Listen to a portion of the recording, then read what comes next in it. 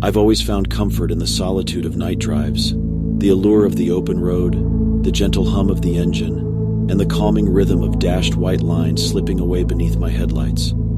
The night of July 17th, 2023, however, shattered this peace, transforming it into an unending nightmare.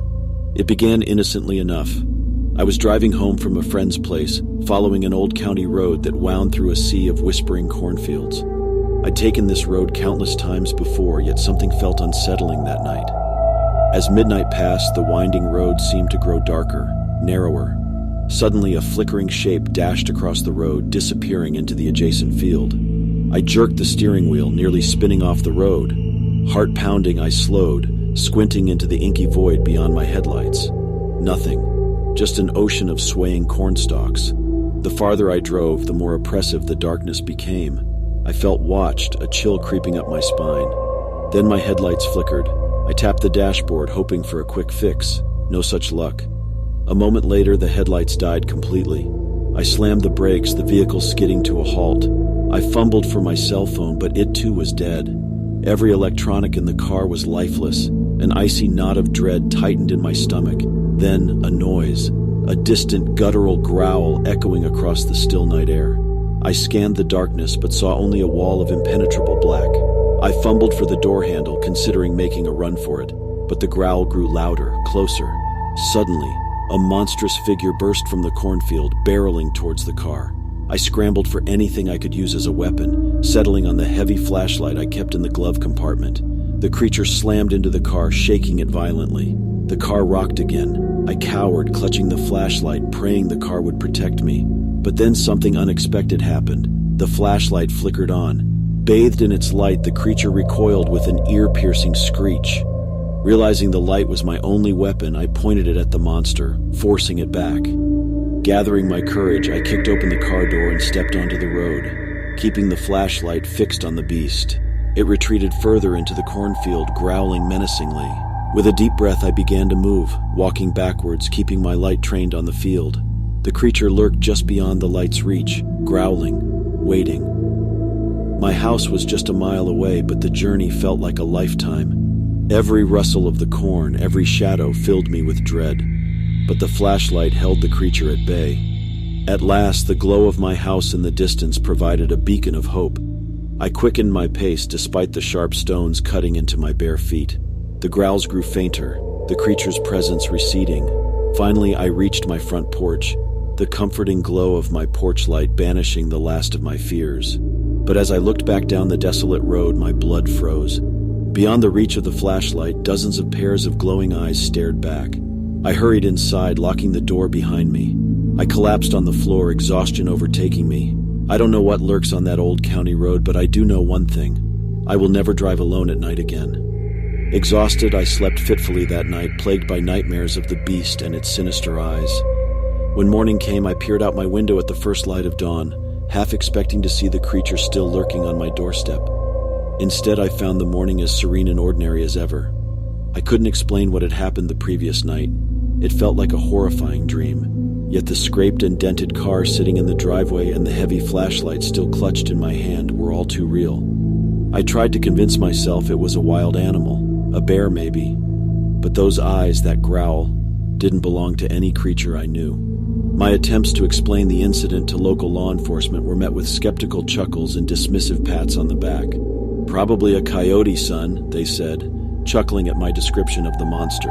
However, my search for answers led me to an old local, Mrs. Abernathy. Living on the outskirts of town, she was known for her tales of the supernatural.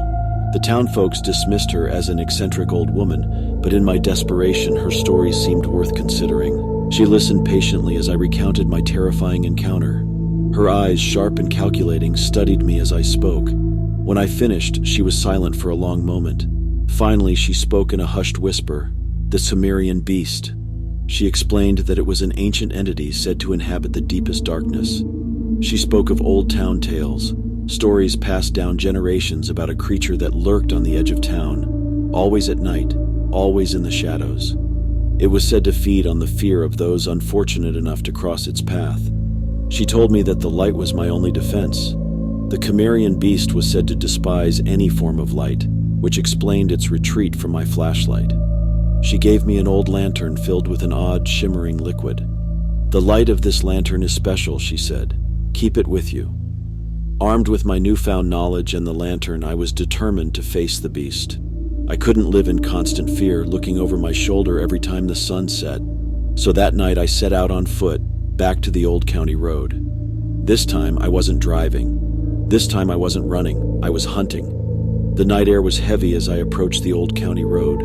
With Mrs. Abernathy's lantern in hand, I steeled myself for what was to come. Every rustle of the cornfield sent a ripple of anticipation coursing through me. I was the hunted now turning hunter, ready to face the darkness and whatever lurked within. As I stepped onto the road, the eerie quiet was broken by the familiar guttural growl. It echoed from deep within the cornfield, sending a chill down my spine, but this time I didn't run. I stood tall, holding up the lantern, its iridescent light casting long dancing shadows across the landscape. There was a rustling, and then, from the dark abyss of the cornfield, emerged the Cimmerian beast. It was larger and more terrifying than I remembered, its glowing eyes staring menacingly at me. It paused at the edge of the lantern's light, its growls reverberating through the night. I took a step forward, raising the lantern high.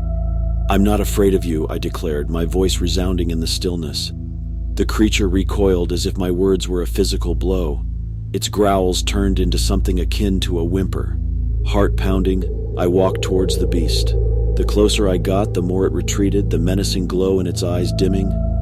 As I continued to approach, lantern held high, the creature let out one last agonized roar before it turned and disappeared back into the cornfield. I stood there, the silence of the night wrapping around me like a comforting blanket.